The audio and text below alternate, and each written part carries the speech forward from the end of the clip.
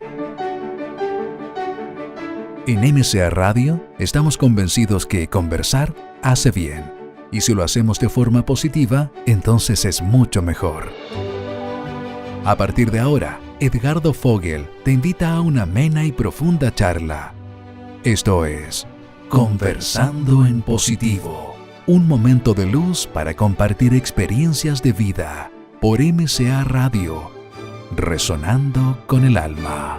Muy buenas tardes a todas las amigas y amigos de Conversando en Positivo. Espero que estén súper bien. Si están en algún taco, quédense muy tranquilos porque hoy día tenemos un programa excelente.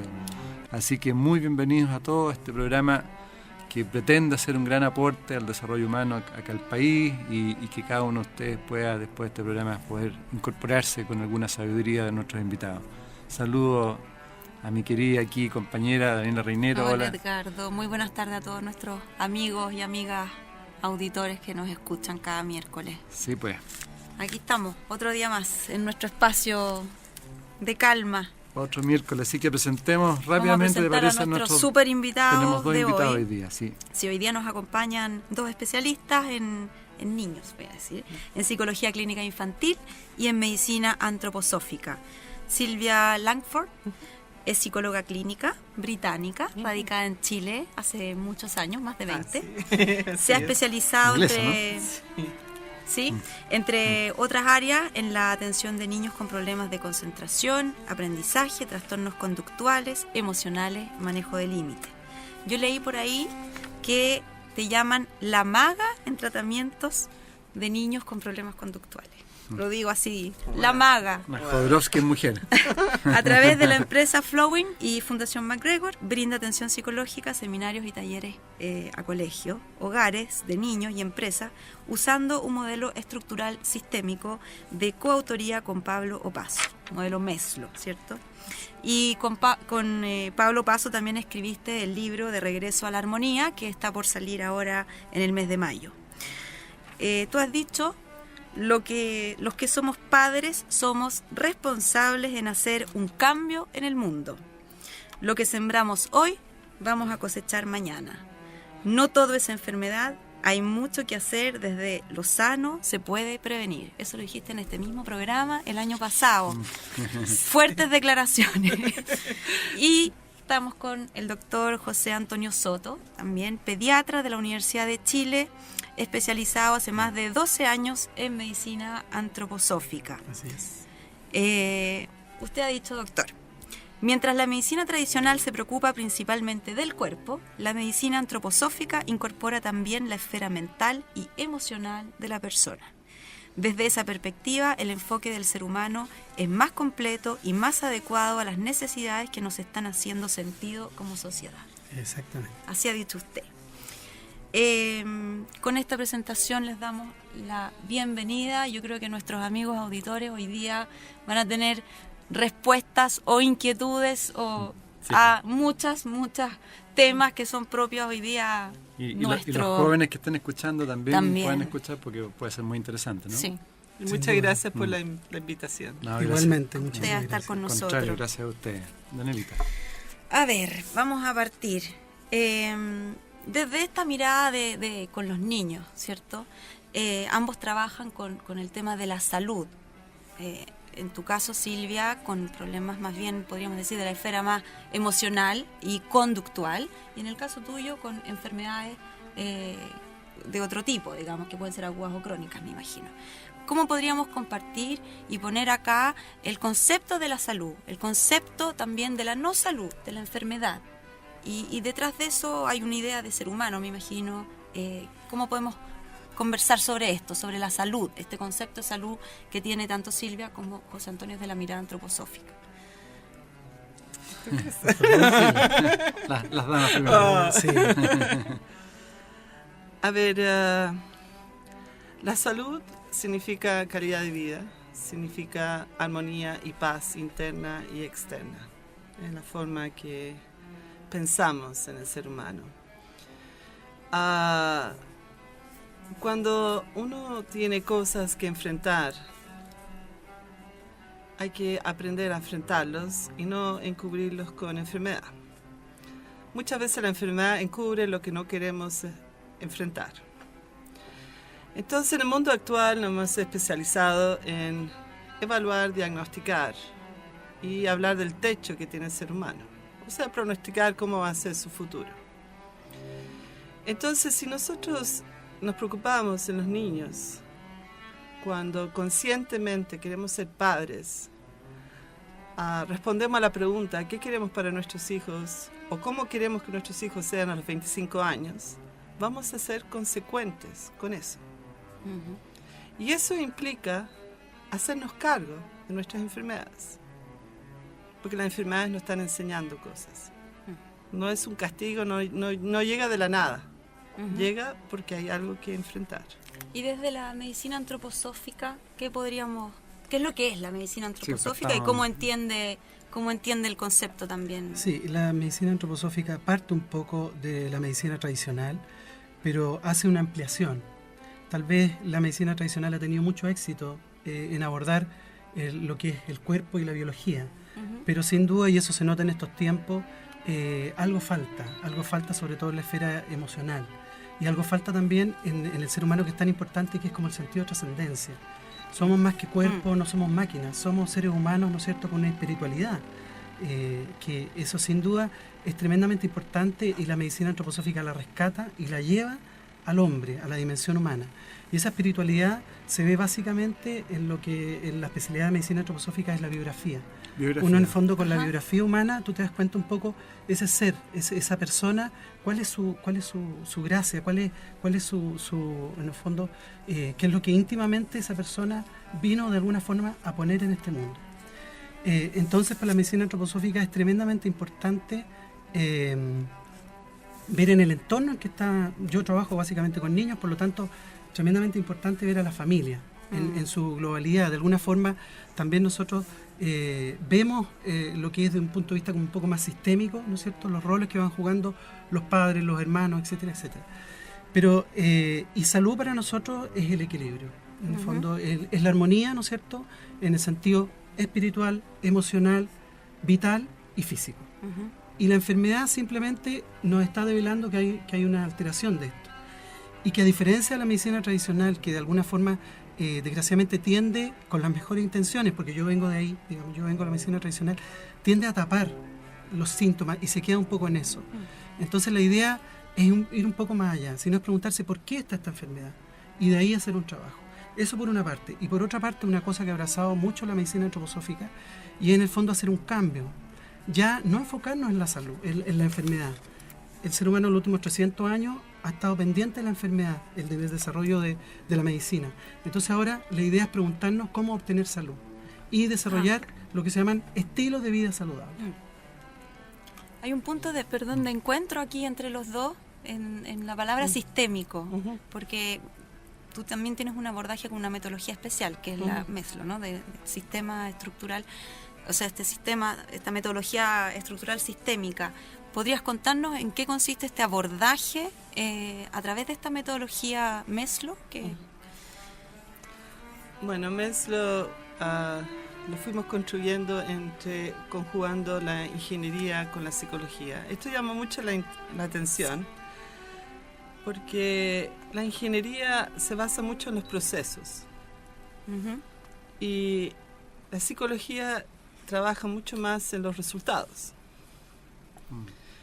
Y uno de los grandes conflictos tiene que ver de que no se puede modificar resultados si no se modifican los procesos. Entonces, en vez de decir tengo un 6,5 de promedio, ¿quién obtuvo ese 6,5? ¿Fue el chico o fueron los padres? Ahora, parece una locura, porque normalmente todo el mundo quiere un 6,5 de promedio en el chico, pero el problema es, ese chico está aprendiendo el proceso que necesita para que cuando grande enfrentar sus dificultades y poder hacer lo que tiene que hacer. Ahora, un niño nace en una estructura, y creo que hay otra palabra que compartimos mucho, es armonía, porque eso es mi filosofía de vida también, más que el sistema es la armonía. Y coherencia, ¿no? Sí, absolutamente. Entonces, un niño nace en una estructura. Y necesita esa estructura, donde tiene que haber responsabilidad de los padres de tomar conciencia que sus actos sí van a tener consecuencias positivas o negativas. Esa estructura, a pesar que yo soy amante de la libertad, yo creo que la libertad se construye sobre los deberes, donde las cosas están claramente delimitadas, de acuerdo a lo que los padres quieren para sus hijos. Entonces, primero viene la primera etapa donde los padres tienen que hacer este proyecto de vida para sus hijos. ¿Qué quiero para mi hijo? De acuerdo a ese proyecto de vida, pero no tiene que ver con que quiero que vaya a la universidad, que quiero que sea feliz, porque eso son realidades poco claras. Y es decisión del chico, y la felicidad no es eterna. ¿Cómo eso calza con el colegio que el chico escoge? O sea, los padres escogen, no los chicos. Tienen que hacer. Entonces, cuando hablamos, vamos a estar trabajando una estructura en la casa, trabajando con el sistema familiar, con el sistema escolar y con el entorno. Porque por eso trabajamos por la paz y la armonía desde la consulta. Porque generas un cambio en la familia, eso genera un cambio en el entorno. Entonces, la base de esto tiene que ver con intervenir procesos. Y dentro de los procesos hemos trabajado mucho un concepto llamado voluntad. La voluntad tapa la dificultad. ¿Cuánto sabemos cuánto es la dificultad si no despejamos la voluntad? Entonces nuestra explicación de la enfermedad surge, ¿será que no puede o no quiere? Y nos encontramos con un temazo. Si no despejamos, o sea, ¿será que el chico no puede o será que no quiere? Claro. ¿Y cuántos padres no pueden o no quieren hacerse cargo de educar a sus hijos o hacerse responsable de los actos de sus hijos? Ahora, si cambiamos esa mirada, entonces en el fondo, cuando muchos padres dicen, mi hijo salió así, creo que es 10% genética, 90% trabajo. Salió así por lo que hicimos y lo que no hicimos. Entonces, primero tenemos que tomar conciencia de lo que estamos haciendo. Entonces, bueno, Maslow, su foco es esto.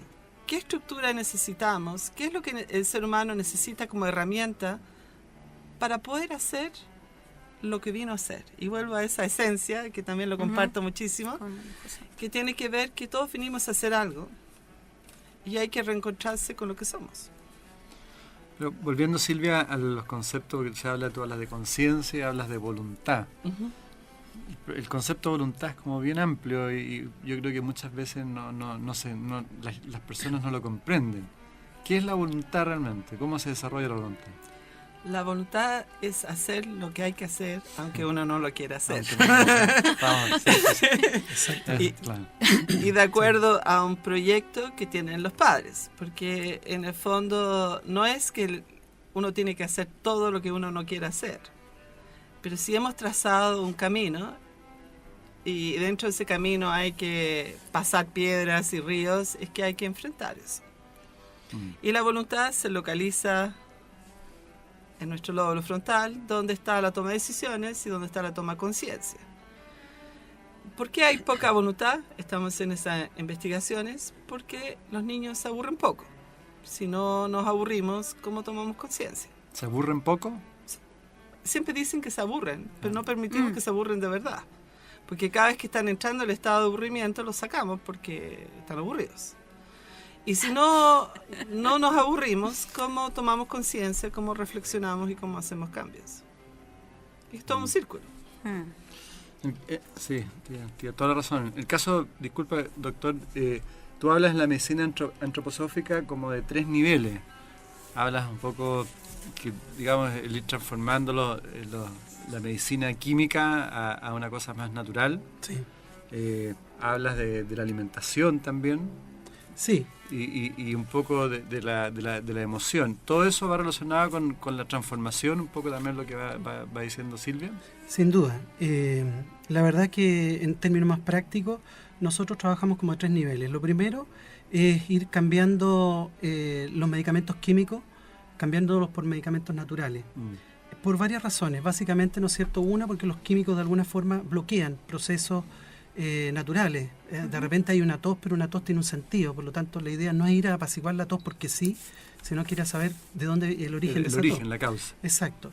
Segundo, porque el organismo, particularmente el organismo infantil, desde el punto de vista inmunitario, es inmaduro y tiene que ir a fortalecerse. Y ahí está un poco en relación con lo que dice Silvia. O sea, la única forma que el organismo se fortalezca desde el punto de vista inmunitario es dar la pelea. No hay otra forma. ¿Ah? Es estar ahí y de alguna forma se desarrolla un sentido de voluntad, como ella dice, en términos de querer sanarme. Pero querer sanarme, lo que uno ve con estos medicamentos naturales es que en la familia empieza a haber un cambio en la concepción de enfermedad. Y eso es tremendamente valioso, porque hay una comprensión real de lo que es la enfermedad y después muchas veces los papás ya saben exactamente lo que está pasando y manejan los tratamientos con los medicamentos naturales. Eso es un primer nivel. Un segundo nivel es la alimentación. O sea, nosotros un poco somos lo que comemos. Por lo tanto, la única forma de tener buenas defensas, buenas barreras, un buen sistema inmunológico, un buen sistema respiratorio, un cerebro, un cierto sano, es teniendo una alimentación sana. Y la verdad que la alimentación cotidiana que tenemos hoy día deja mucho que desear. Especialmente en los jóvenes, ¿no? Especialmente en los jóvenes, pero tenemos una cultura realmente de una alimentación bastante pobre y bastante deficiente. Y el tercer nivel... Perdón, ¿cuál sería una alimentación más sana? Básicamente, yo te diría probablemente uno de los cambios más grandes que hay que hacer, evidentemente lo que se ha hablado de los ácidos grasos, los aceites, usar solamente aceite de oliva o aceites que tienen omega 3. Otra, en el fondo, es la vitalidad del alimento. O sea, es tremendamente importante comerse un alimento natural, comerse una fruta, no una fruta en lata. Una fruta en lata no es tan vital. Lo mismo pasa con la leche. La verdad que el ideal en ese sentido, la leche vaca es una leche mucho más vital, aunque uno le haga la pasteurización. A diferencia de estas leches en caja, ¿no es cierto?, que se van desvitalizando cada vez más. En ese sentido es importante. Bueno, y el tercer punto que te decía tiene que ver con el mundo emocional. Y ahí un poco entra uno lo que siempre aborda un poco con los papás. Bueno, ¿qué significa para ti que tu hijo se enferme? Por otra parte, bueno, ¿qué está tratando en realidad? Porque en realidad lo que uno le llega son niños que se enferman. O sea, cuadros a repetición. Entonces, en realidad, bueno, ¿qué está pasando? De alguna forma ese niño es una caja de resonancia de un problema familiar. Claro. Y tiene que ver también si uno lo lleva a la educación. El niño, digamos, ¿no es cierto?, entre comillas, porque yo no creo mucho en lo que le llaman déficit atencional, la verdad que eso es bastante relativo.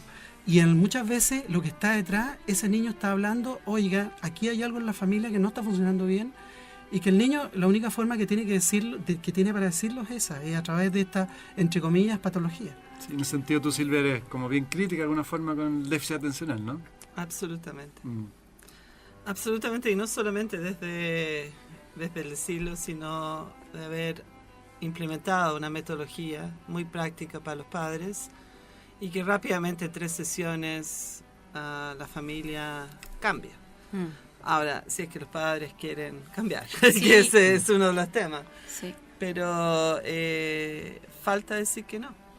Sí. ¿Podrías explicar un poco en forma más concreta, porque esa es la metodología tuya, ya es con Tobillino, ¿cierto? Langford. Sí, no, es Langford y Paso. Langford o Paso, Pero podrías explicarlo en forma más práctica, más concreta para nuestros amigos y amigas auditorias. La primera sesión es mamá, papá e hijo, y papás, que es una de las cosas que siempre enfatizo, la pareja se puede separar, pero los padres no. Tienen que seguir trabajando en conjunto. Yo te iba a preguntar eso. Entonces no estamos hablando, yo no creo en los padres separados, yo creo en las parejas separadas, que es muy distinto. Entonces, muy buena. Sí, hay que escuchar. Sí. Entonces, si se sienten padres, tenemos que estar todos los que estamos involucrados en la sesión con el hijo. Ahí surge esta misma pregunta: ¿qué quieren para sus hijos a los 25 años? Porque veo a estos chicos saltando para todos lados. Entonces, bueno, hay que ver qué es lo que ellos realmente quieren para su hijo. Entonces ahí viene la primera pregunta, decir, ups, nunca lo había pensado. Sí. Entonces, y ahí nos damos cuenta que papá y mamá no están de acuerdo con quizá en el fondo sí, por la forma no. Entonces, dependiendo de la edad del chico, lo primero es decir, ok, tiene que sentarse. Entonces todos se miran como diciendo, ¿cómo voy a sentar a mi hijo? Porque él no quiere. bueno, aquí estamos en una consulta y tiene que sentarse. Bueno, hay casos que el chico no le agrada mucho el tema. Entonces ahí se hace ver a los padres que en el fondo proyecten a este chico a los 25 años, cómo va a funcionar una empresa, si ustedes no soportan gritos y llanterías, pero el llanto tiene que ver con la frustración y no con la pena, porque yo hablo mucho que sientan dónde viene el llanto. Y ahí queda claro que hay que trabajar con la gerencia, que es papá y mamá. ¿Qué es lo que ellos quieren? Porque una empresa sin directrices claras sin duda no funciona. Y de ahí a la sesión siguiente se trabaja con la gerencia y se aplica una ley de tránsito. Y la ley de tránsito es básicamente en lo que necesitamos en este mundo. Como yo trabajo para la paz y la armonía mundial, pensamos que hay 4 puntos que se tienen que eliminar. Uno de ellos son los desafíos, otros son las mentiras. ¿Eliminar los desafíos? Desafíos, sí, porque los desafíos significa que los empleados están al mismo nivel que los jefes. Y la primera autoridad es desde la casa. Entonces, si estamos permitiendo que el hijo nos desafíe... Perfecto. Ya, que no había comprendido. Ok, desafío, sí. Del otro punto de vista tienes toda la razón. Sí. Lo obvio no es obvio. Lo vi por el lado positivo. Sí. No, Sí, desafiar perfecto. de confrontar. Sí. Que yo no pienso hacer esto. Y agresiones físicas y verbales. Con eso hay que erradicarlo y todo se trabaja desde el tomar conciencia y de pensar. Es una gran tarea para nosotros los padres. Ahí Pero claro. Y respecto a los medicamentos que decía José Antonio, también, o sea, en tema de déficit atencional, tú no recetas nada, ningún tipo de medicamento. Bueno, no soy psicóloga y no puedo. Y no lo haría. Sí, sin duda trabajamos junto con Pablo Opaso, que tiene toda su investigación de justamente omega 3 y nos basamos en buscar alimentos naturales y ayudar a la familia en ese sentido. Ahora, si despejamos voluntad y también trabajamos mucho lo que es entrenamiento y alimentación, y eso no se mueve, ahí derivamos a otras miradas. ¿Y qué pasa, bueno, para los dos un poquito, con hoy día ya con, más que porque estoy hablando de los más chicos, pero los jóvenes hoy día, 16, 17, 18 años, que están en una época como bastante rebelde, que actúan así con los padres, que no están ni ahí, y cómo poder trabajar con ellos y a ellos plantearle el desarrollo de la voluntad y que tienen que visualizarse un poquito más a futuro? Sí, una de las preguntas a los chicos que están 13, 14 años es que se definan si son niños o son adolescentes. Entonces, si me dicen son niños, aplicación de niños. Pero si me dicen que son adolescentes, cambia radicalmente la forma de trabajo. En el caso de los chicos adolescentes, se basa en una pregunta simple: ¿cuál es tu sueño? Normalmente no hay respuesta. Entonces, lo que hay que buscar es su esencia, que en el fondo eso lo trabajamos en conjunto con Pablo, que lo que primero hacemos es ordenar cuál es el sueño, y después Pablo trabaja a nivel de los centros bioenergéticos, destapar, ordenar, y que el chico empiece a entender cuál es su camino. El planteamiento es: si yo no sé si voy al norte o al sur, difícilmente voy a tener voluntad, que es otro problema, porque ya depende de él y ya no depende de los padres. ¿Y cómo se enamora si no sabe si va al sur o al norte? Porque primero hay que preguntar para dónde vas para poder estar con otro al lado. Y eso le hace sentido a los chicos, en la cual se trabaja su esencia y no es esta otra forma, porque ya uno se tiene que hacer cargo. Ya es tarde. Y pasa tarde en el sentido para aplicar esta otra forma, donde uno empieza a estructurar. Ahora es uno mismo el que tiene que tomar la decisión si quiere o no quiere. ¿Con el adolescente se trabaja directamente con él, con el joven? ¿O también se involucra a la familia completa? La primera sesión en conjunto y se plantea sobre la mesa y las condiciones son súper claras, que es una decisión del chico. Obviamente los padres toman la decisión si están de acuerdo o no en el tipo de terapia, pero el chico es el que asume y ese mismo día yo le entrego 3 tareas, por lo tanto si no lo trae hecho significa que no le interesa, porque tiene que haber trabajo ahí. ¿Y cuál es tu visión al respecto? Yo quisiera hacer como una cosa un poco previa. A mí lo que me preocupa es un poco, particularmente en nuestra sociedad chilena, cómo está enfocando el tema de la educación. Y eso realmente es alarmante. porque si bien con las mejores intenciones, no me cabe la menor duda, estamos llevando a los chicos a una educación de ser finalmente hombres producto.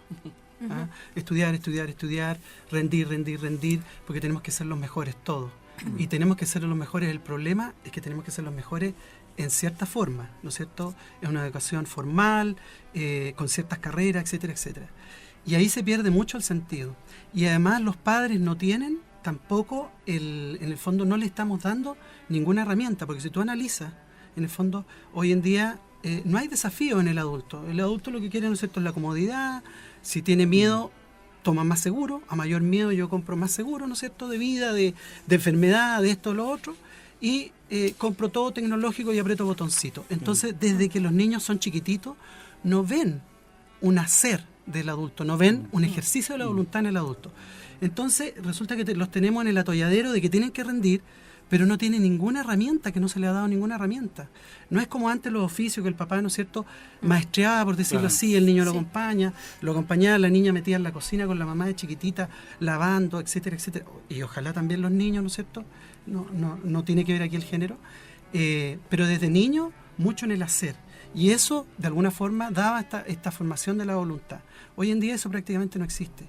Y además están todos los padres, ¿no es cierto?, con este discurso que quieren tener hijos que tengan estupendos sueldos, etcétera, etcétera. Y en realidad la vida demuestra que o eres exitoso o eres feliz. Es más o menos así. ¿Te fijas? Sin duda. Entonces, eso yo creo que tiene que ser previo. Lo segundo que decir es que en realidad todo esto que tiene que ver con el déficit atencional, desde mi perspectiva, en realidad es un diagnóstico, en el fondo es relativo, es muy relativo, porque es relacional. O sea, va a depender, un niño va a tener déficit atencional si está en un colegio muy academicista, pero si está en un colegio más en que en el fondo le interesa más a lo mejor la beta artística o es más relajado, no va a tener déficit atencional. Va a tener déficit atencional si tiene un profesor que es una lata, o tiene un profesor que lo motiva, que despierta, ¿no es cierto?, las ganas de aprender, despierta la voluntad. Entonces hay muchos factores que atender. Sin duda lo que está diciendo Silvia me parece fundamental, comparto plenamente lo que ella dice, pero me parece que si bien paralelamente hacer un abordaje a la voluntad, como ella lo plantea, en libertad, ¿no es cierto?, buscando la armonía y buscando, ¿no es cierto?, en el joven, como particularmente en el joven más grande, y en los padres dándoles tareas, digamos. Por otra parte, no es menos importante esta crítica hacia la educación chilena que tiene que cambiar, que estamos en una tecnoeducación y debiéramos pasar a una educación más humanizada. El punto que tú estás transmitiendo un problema súper de fondo, que es el desarrollo espiritual de alguna forma. O sea, el darle más sentido a la vida. Sí. Porque como ser humano casi vivimos así a control remoto. Exacto. Absolutamente hipnotizados con el sistema y no nos damos cuenta de nada y pasamos piola, ¿no? Sí. Sí. Pero es difícil hacer ese cambio, digamos, abrir los ojos, ¿no? Es difícil, sin duda. Yo creo que se abre los ojos cuando uno se plantea que no existen seres humanos mejores que otros, que todos tenemos un espacio y que en el fondo hay que buscar ese espacio. Entonces estamos buscando esta fórmula mágica. O sea, si yo tengo tal promedio, salgo a tal colegio, voy a tal universidad, tengo todo listo. Y eso no es así. No, por supuesto. Ahora, muchos invitados nos han planteado, por ejemplo, que las enfermedades de alguna forma nos quieren decir algo, quieren algún mensaje. En ese sentido, el déficit atencional, ¿qué mensaje podría traer?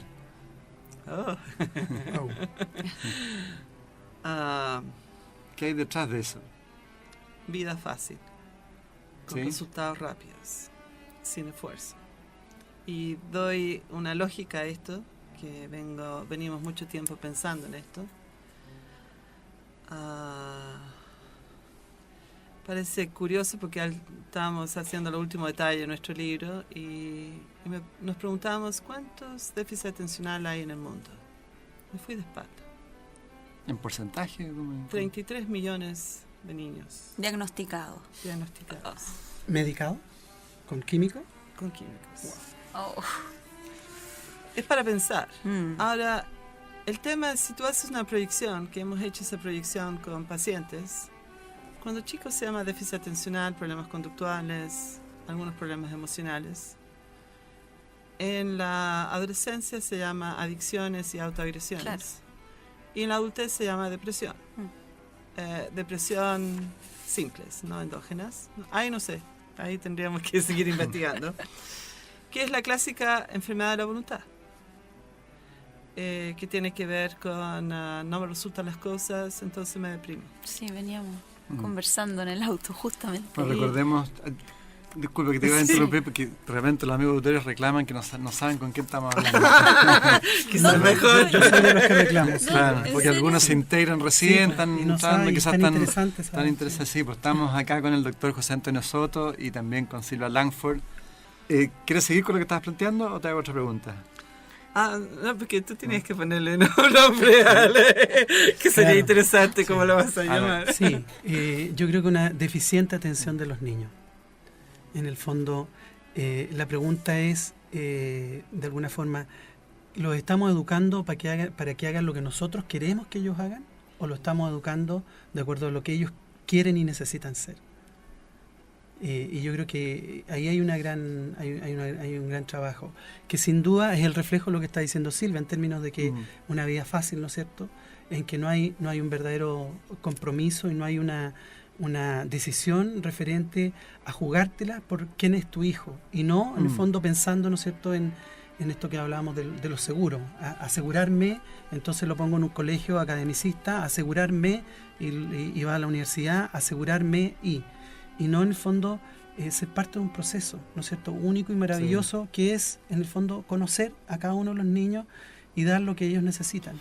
En ese sentido, lo que tú planteas, y también lo planteas tú, Silvia, antes, parece que son las neuronas espejo que hablaba Joe Dispenza, tú también hablabas, que de una forma las conductas de uno como adulto se van correspondiendo después en los niños también. Entonces la obligación y la responsabilidad de uno como adulto de ser consecuente también para ir transmitiendo esas conductas a los hijos. O sea, finalmente la responsabilidad es de los adultos también, ¿no? Sin duda. Yo quería hacer una analogía que siento que refleja un poco lo que está pasando actualmente. Uno cree que con mucho amor las cosas florecen más bonito, pero no vamos a olvidar que el amor tiene que ver con todo, con contener, con poner límites. Sí. Entonces es parecido a una planta, que mucho nos ha pasado cuando uno es chiquito. Entonces uno dice, bueno, hay que regar la planta una vez por semana. Entonces si yo lo riego 3 veces por semana, va a ser más bonita la planta. Y después nos empezamos a preguntar por qué las hojas se ponen amarillas. Porque la planta no necesita 3 regadas a la semana, necesita una sola. Entonces los chicos quieren un auto azul y el auto azul llega al tiro. Quieren el auto rojo y llega al tiro. Y después nos preguntamos por qué cuando adultos no nos llega el helicóptero que queremos. Es que no es así la vida. Y eso hay que ir enseñando desde chico, que no es porque yo doy más, el resultado va a ser mejor. Es lo que realmente necesita el hijo. Sí, ahí tú hablas mucho del tema también de la disciplina, de que hay que poner el límite, ¿no es cierto?, a los hijos de alguna forma, que ellos sientan la autoridad también. En el sentido de la Pilar Sordo también, cuando vino para acá, decía lo mismo, amor con límite. Claro, que ella no entendía por qué los papás que le entregaban todos los hijos y no eran autoritarios en su momento, y que era bueno que los papás de repente se enojaran y que los hijos de repente sintieran que les cae mal el papá, pero que es una forma de autoridad también. Yo creo que en esto, hay mucho temor a ser autoritario. Yo difiero de ser autoridad. Sí. Una persona, un padre autoritario es el que grita, el que amenaza, el que castiga. Y nos hemos ido, gracias al área de los psicólogos, hemos ido al otro extremo, que todo se conversa con los chicos. Y negociamos todo con los chicos. Y como no nos resulta, terminamos gritando, amenazando y castigando. Ahora, la autoridad es una persona que simplemente porque es el padre, y con voz dulce, voz consecuente, somos las personas que más amamos a nuestros hijos, y simplemente por eso tenemos que responder. Pero si estamos negociando constantemente, eso implica que algo no anda bien. Entonces, dentro de la consulta, cuando le pregunto a los padres, ¿ustedes gritan? Sí. ¿Ustedes amenazan? Sí. Bueno, hay que preguntarse, ¿qué estamos haciendo? Porque el que dirige no necesita gritar, no necesita amenazar. Sí. Doctor, yo voy a leer con tu permiso, Daniel, Por supuesto. darle un poco pie a las auditoras. Hay dos auditoras, pero una preguntaba lo siguiente. Me gustaría preguntarle a los invitados por qué los médicos, digamos, no apoyan las medicinas alternativas que hasta aquí solo ha demostrado ser tan efectiva en combatir enfermedades de su raíz. ¿Por qué tanta desidia aún, existiendo muchos estudios documentados? Esa es la primera pregunta. Después, ella habla, hace mucho que me divorcié de la medicina alópata para tratar a mi hijo con autismo. Hoy día tengo un niño completamente recuperado, integrado en un colegio tradicional, sin fármacos, sin drogas, solo está con tratamiento nutricional, sin gluten, sin cafeína, no sé, sin colorantes artificiales, ni azúcar refinado, ni levadura. Ninguna cosa tóxica para su organismo. Hemos logrado una conexión total. Él es muy sociable, cariñoso, empático. Es decir, le doblamos la mano a esta enfermedad que parecía ser discapacitante y de por vida. Él tiene 12 años, cursa séptimo básico con adecuación curricular. Hay tantas esperanzas para mejorar las enfermedades del espectro autista gracias a la intervención biomédica, medicina antroposófica y tantas otras alternativas, pero resulta pelear contra Goliat cuando tratamos de convencer a los médicos chilenos de esta realidad. Ojalá ustedes se sumaran a nuestras campañas a recuperar a los miles de niños chilenos que sufren una enfermedad del espectro autista. Y lo firma Cecilia Díaz, que es la vicepresidenta más del bioautismo. Sí. Ese es un gran tema en realidad. Yo creo que en la base tiene que ver con que como les decía, yo vengo de la medicina tradicional y por supuesto que en muchos aspectos me produce un gran orgullo venir de la medicina tradicional. Pero sin duda es que la medicina tradicional de alguna forma se ha quedado en que necesita que todo pase por un sedazo, que el sedazo de lo que hoy en día es la medicina basada en la evidencia. Pero se nos olvida de que eso en el fondo sirve para cierto tipo de manejo, cierto tipo de terapias, pero hay otras que son más complicadas meterla en este sedazo. Por lo tanto hay que hacer una ampliación de la mirada y en el fondo buscar otras formas de validar el conocimiento. Y una de las validaciones, sin duda que es importante, tiene que ver un poco con la experiencia, con lo que uno va viendo en el día a día y en el fondo lo que a uno le va haciendo sentido también en ciertos tratamientos. Y sin duda que si uno se abre a otro tipo de terapia, va a encontrar que hay otras formas, básicamente lo que es la fenomenología, por ejemplo. Todo lo que es la homeopatía tiene un desarrollo desde el punto de vista fenomenológico fantástico. La medicina antroposófica se basa en la fenomenología de Goethe para avalar científicamente sus tratamientos. Todo eso sin duda que también es válido y consistente y sin duda que la medicina tradicional, yo creo que sí están habiendo algunas luces, se están incorporando ciertos programas de medicinas alternativas, complementarias o cierta formación en la misma formación médica tradicional. Por lo tanto, yo creo que hay voces de cambio. Ahora, con respecto al espectro autista, eso sin duda que es tremendamente importante en este país. Hasta hace unos 5 o 10 años atrás prácticamente no se hacía nada. Afortunadamente fue un grupo de médicos y terapeutas que venían en el fondo desde otras miradas y que lograron introducir ciertos cambios, como son todas estas terapias que tienen que ver con un cambio en la alimentación, que tienen que ver, ¿no es cierto?, con no usar medicamentos químicos. En fin, son diversos terapias que se usan para acompañar esto y en algunos casos, como ese fantástico, logran hacer un cambio realmente importante. Un mensaje esperanzador un poco el que tú estás dando, sí, de alguna forma. Sí, de alguna forma sí, no en todos los casos, por supuesto. Ahora, relacionado con la educación, quizás también falta que los médicos también se empiecen a desarrollar un poco internamente para empezar a comprender que se está produciendo un cambio, ¿no? Sí, yo creo que sí. La verdad que nosotros, los que hacemos medicina alternativa, particularmente nosotros en la medicina antroposófica, nos llega el discurso de los padres, ¿sabes qué? Estamos cansados de tanto químico, de tanto antibiótico y tanto corticoide. Que en el fondo lo que más uno ve son bronquitis obstructiva a repetición, por decirlo así. Entonces, uno empieza a ver que la gente está buscando algo más, que le haga más sentido. Y ese motor del sentido es tremendamente importante. Y es tremendamente importante porque realmente es lo que nos va a permitir y que todos, en el fondo, vayamos haciendo los cambios necesarios para hacer una sociedad más justa, más feliz y más en armonía y trabajar todo lo que tenemos que trabajar como sociedad. De acuerdo. Y otra auditora te mandó a ti, Silvita, dice: hola Silvia, tu trabajo me ha servido mucho, aunque algunas veces no quería hacerlo. Y decía que no podía, pero al final lo logré. Lo que más me costó fue hacer el hábito del calendario, de hacer lo que tengo que hacer. Después de hacer este trabajo me he sentido muy bien. Tu trabajo con los niños ha sido muy bueno, los ayudas a ser más educados y a contribuir a la paz mundial. Espero que te haya ido muy bien con el libro y con todos los trabajos que vayas haciendo a la medida del tiempo. Espero que estés bien, con amor, Daniel Zamora. Wow, muchas gracias. Y así muchos Qué otros bonito. autores han escrito, un poco lo que tú transmitías también, o sea, la necesidad de buscar otras terapias que sean más sanadoras y Más integrales. más Sí, yo creo que el integrales, sí. problema de la medicina tradicional que se ha ido quedando solamente con el cuerpo, un poco trabaja la biología, lo que es un poco la vitalidad, y un poco, ¿no es cierto?, a través de la psicología, lo mental. Pero deja de lado lo que es emocional, y particularmente todo lo que tiene que ver con la espiritualidad, que Claro. yo te hablaba Sí. un poco, con este yo único e irrepetible que somos cada uno de nosotros, y que es tremendamente importante que a cada persona un poco se le haga ver que tiene algo que aportar a este mundo. Como decía Silvia, Sí. somos todos valemos lo mismo. ¿Ah? Lo que pasa es que tenemos matices distintos y somos complementarios.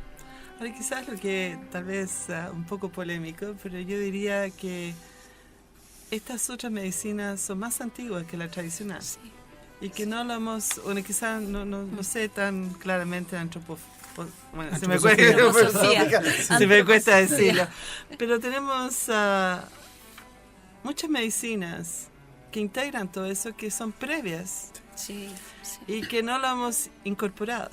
Entonces, yo creo que hay un tema de, ya es hora en este mundo que nos integremos y no nos desintegremos de quién sabe más, quién no sabe más, porque tiene que ver que yo creo que los niños sufren porque no sabemos trabajar en equipo.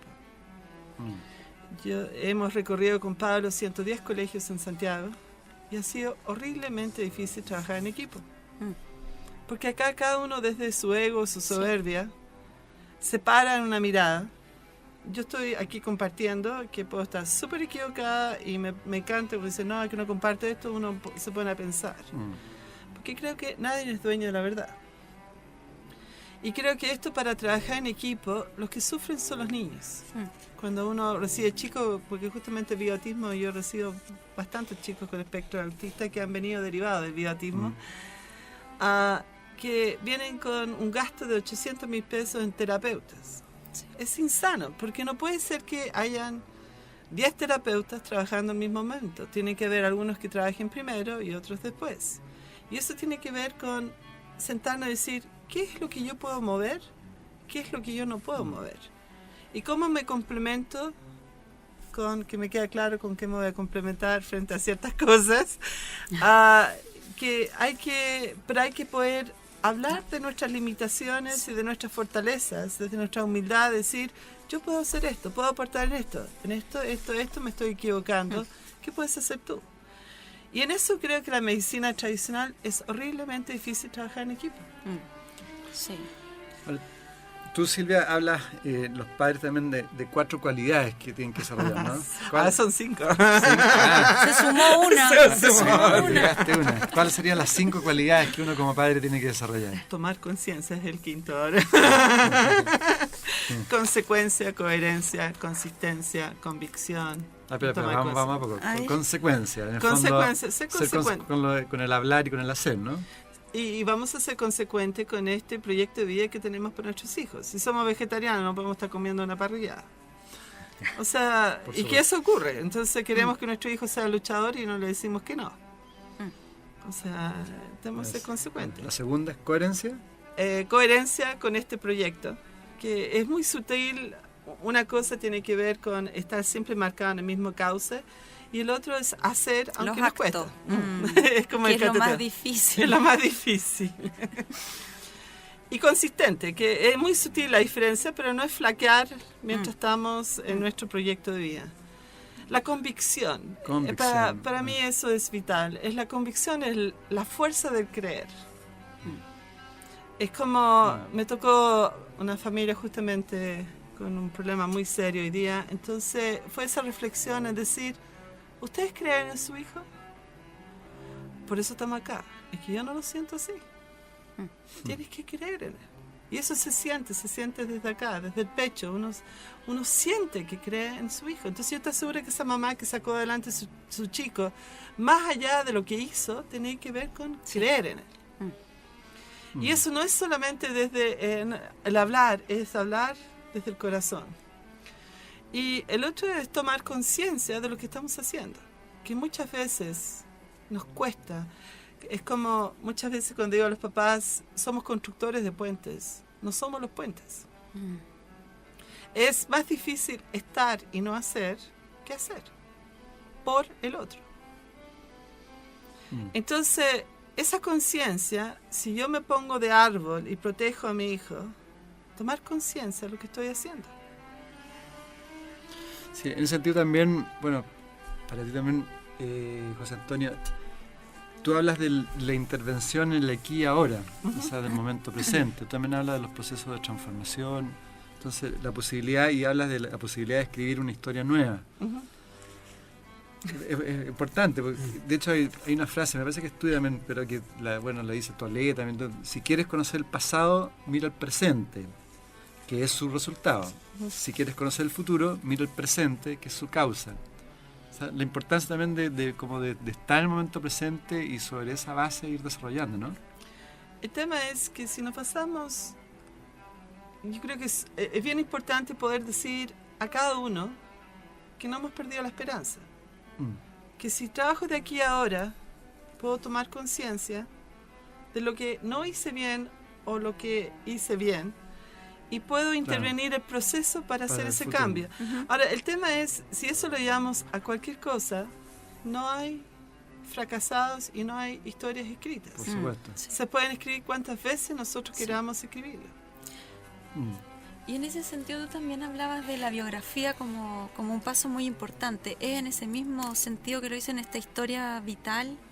De alguna forma, pero la biografía, desde el punto de vista antroposófico, hay como una fisiología a la biografía. O sea, cada 7 años van pasando cosas. Como ciclo. Sí, como ciclo. En el fondo nosotros, los pediatras, trabajamos hasta los 21, básicamente.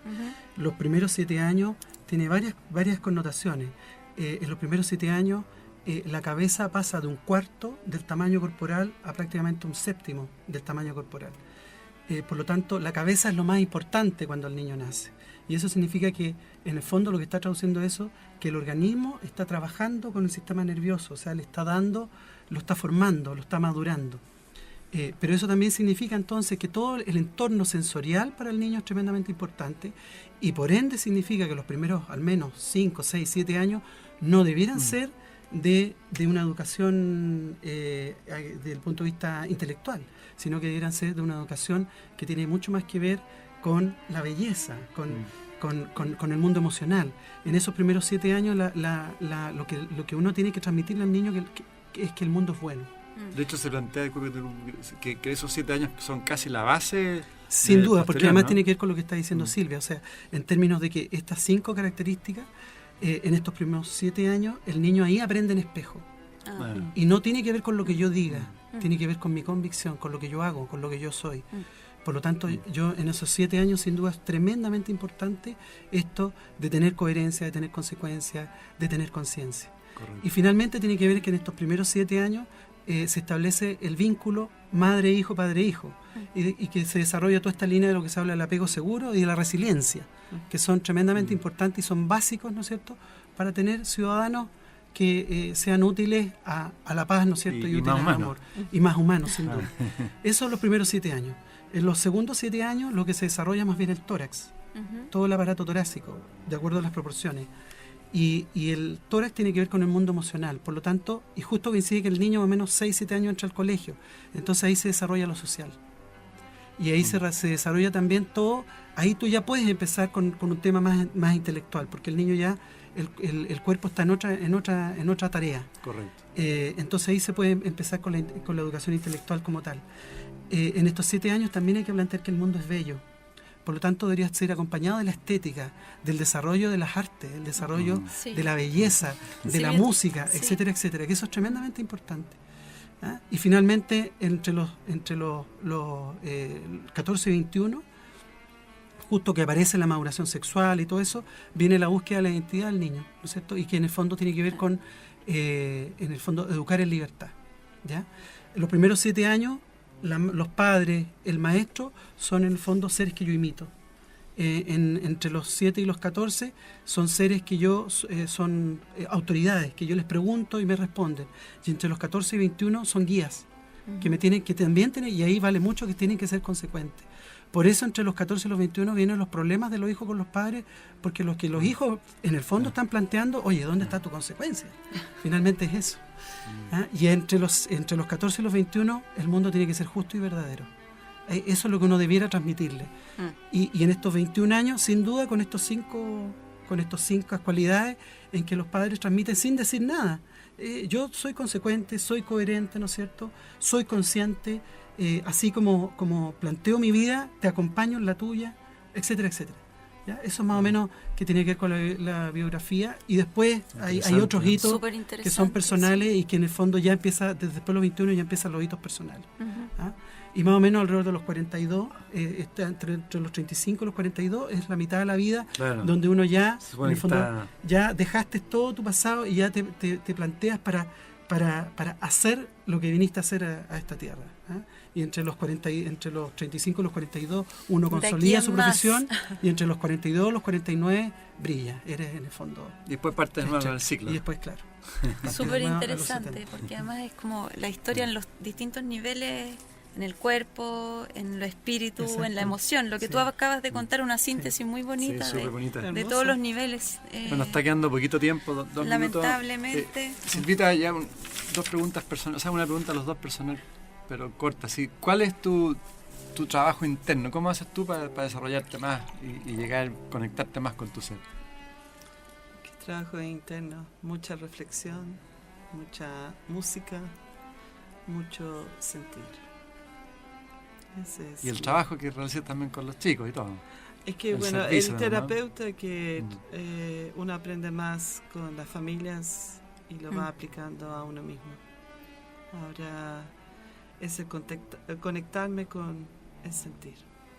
Y con lo bello y con lo simple. ¿Y te sientes feliz contigo mismo con todo lo que estás haciendo? Sin duda, porque creo que estoy aportando, por lo menos en reflexión. En caso tuyo, José Antonio, ¿cuál es tu trabajo? ¿Cómo te desarrollas? La educación Waldorf, que es la educación de la medicina antroposófica, dice que educar es autoeducarse.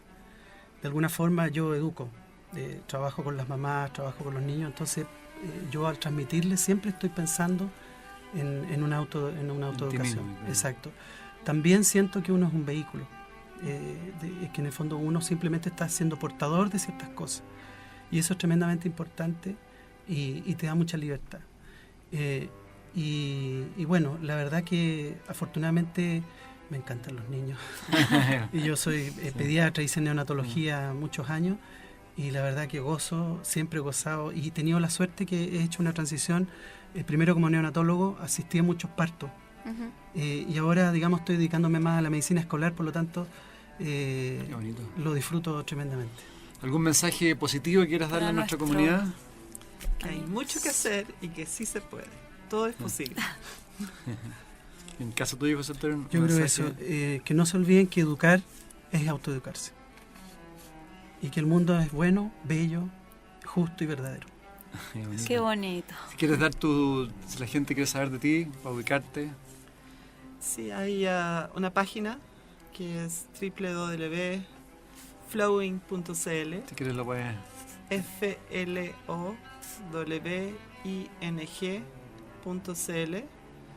o www.silvialangford.com. Ahí está toda la información tuya, ¿no? Sí, sí. ¿Y en el caso tuyo? Yo todavía no tengo página, estoy preparando un blog pero todavía no lo tengo. Puede ser el email, jasotolu, perfecto. @hotmail.com.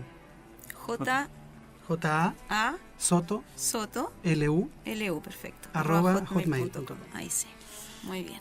Bueno, qué pena Danita, que nos estemos despidiendo de nuestros amigos y amigas auditores aquí en Conversando en Positivo. ¿Algún mensaje, Edgardo? No, muchas gracias, José Antonio. Muchas gracias a ustedes. Muchas gracias, Silvia, por estar con nosotros. Muchas gracias, muy entretenido el programa. Muchas gracias. A todas las amigas, amigos auditores, nuevamente, gracias por escucharnos y por escribirnos, y hasta el próximo programa. Hasta el otro programa. En MCA Radio estamos convencidos que conversar hace bien. Y si lo hacemos de forma positiva, entonces es mucho mejor. Edgardo Fogel te acompañó en una amena y profunda charla. Esto fue Conversando en Positivo, Un momento de luz para compartir experiencias de vida por MCA Radio, resonando con el alma.